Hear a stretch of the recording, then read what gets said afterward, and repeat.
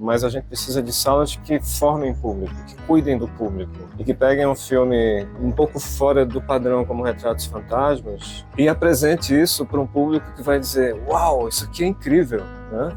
Porque se ele é colocado no multiplex junto com Aquaman 2, que está sendo apresentado em 2D, em 3D, e aí entra Retratos Fantasmas, que porra é essa?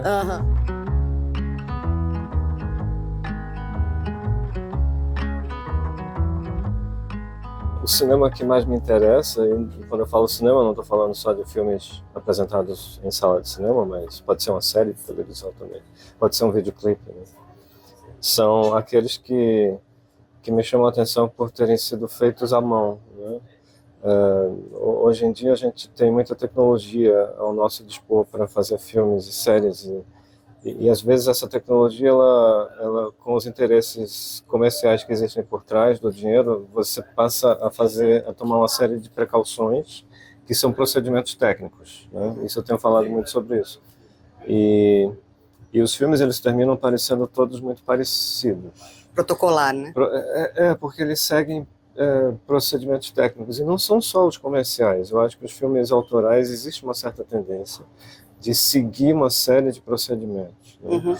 Então, para mim, hoje, o que mais me chama a atenção quando eu vejo um filme é tentar entender se esse filme foi feito com as ideias mais originais e com o jeito mais incomum, né? E que mesmo que ele não seja incomum, não é que ele tem que ser estranho, mas ele tem que ter uma certa personalidade, né? E essa personalidade é quase aquilo que você percebe em alguém, né? Quando você conhece uma pessoa e a pessoa não fala com frases prontas, ela fala porque ela tem aquele jeito particular de falar, né? Então, para mim, acho que filmes, eles às vezes podem ser comparados com pessoas também, né? Eu acho que é isso que eu me ligo muito, assim, vendo filmes. A gente vê muito filme, né, fazendo parte do cinema. Agora, com essa temporada de prêmios, eu sou membro da academia e tem um monte de filme que eu estou vendo. E tem coisas que eu não gosto, né? Tem coisas que, isso aqui é interessante. Não foi indicado a nenhum prêmio, mas é muito bom.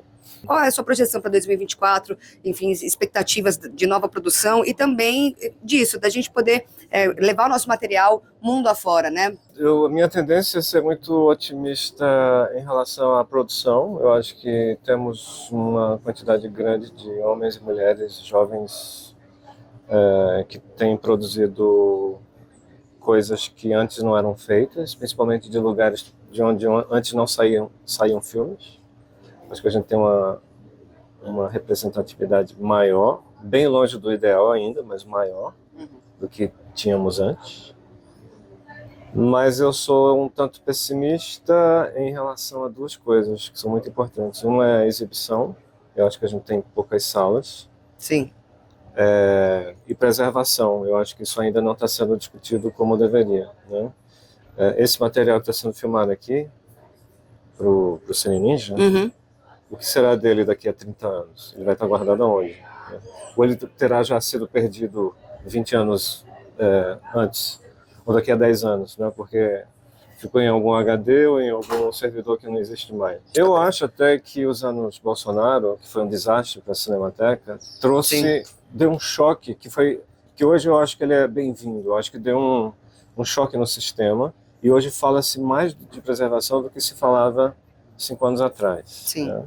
Mas eu acho que tem um caminho muito grande a gente percorrer ainda. E a parte de exibição, que eu lancei o Retratos Fantasmas em agosto, e você vê como o filme vai bem nas salas preparadas. O que é uma sala preparada? Uma sala que preparou o público, uma sala que formou o público, né? Cinema da Fundação no Recife, Estação Botafogo, os cinemas do Ademar, em São Paulo, o Glauber Rocha em Salvador, o Cine Brasília em Brasília, a Capitólio em Porto Alegre. Mas a gente precisa de muito mais salas como essas no Brasil inteiro. A Margarete Menezes, a ministra da Cultura, ela anunciou alguma coisa aqui em Tiradentes relacionada à abertura de salas. Sim. Eu achei isso muito bom. Mas a gente precisa de muito mais salas, né? Mas já é um bom começo. Sim, e a gente estava falando, inclusive você falou do André, só para a gente começar a fechar, a gente estava falando, eu falei com o André, tive essa oportunidade, e a gente estava falando sobre a questão de curtas, como sair aqui do nicho dos festivais e fazer com que o público realmente tenha acesso, né? Isso daí também vem, aí eu vou puxar também um pouquinho para essa carta de Tiradentes que você mesmo citou, que foi formulada aqui, né, no Fórum de Tiradentes, falando sobre regulamentação dos streamings. Seria, por exemplo, os streamings uma boa plataforma de democratização, talvez, do curta-metragem, para a gente poder começar a puxar público também para isso, e enfim.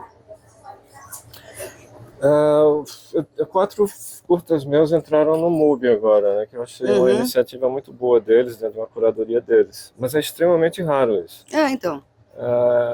O curta para mim foi uma escola, eu aprendi muito fazendo meus filmes, eu tratava cada um deles como se fosse um filme, um longa, mas aí a gente está falando a linguagem do... eu tratava como um longa mesmo. Eu acho que muita gente vê o curta como uma espécie de escadinha, sabe, para fazer o longa. Então, essa é a questão que a gente estava falando, assim. Exato. É como se fosse um cartão de visita, olha o que eu posso fazer, né? Mas eu acho que o curta-metragem brasileiro tem grandes filmes, né? Na época que eu era crítico, eu dizia que tem curtas-metragens que tem longas que deveriam abrir para certos curtas, entendeu? E geralmente é o curta que abre para o longa, como se o longa fosse mais importante. Mas eu não sei, eu acho que hoje nós temos...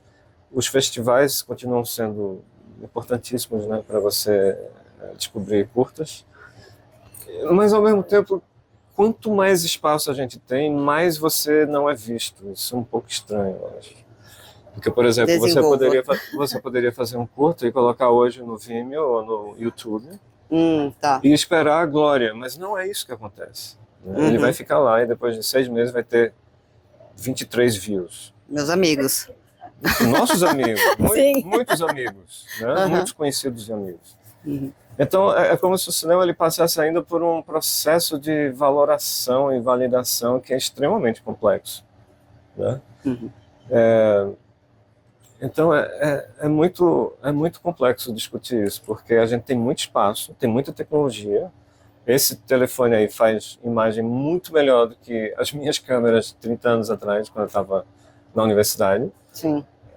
Você tem como editar de uma maneira super sofisticada, mas muita gente está fazendo isso. Então, como se destacar? Eu não sei como.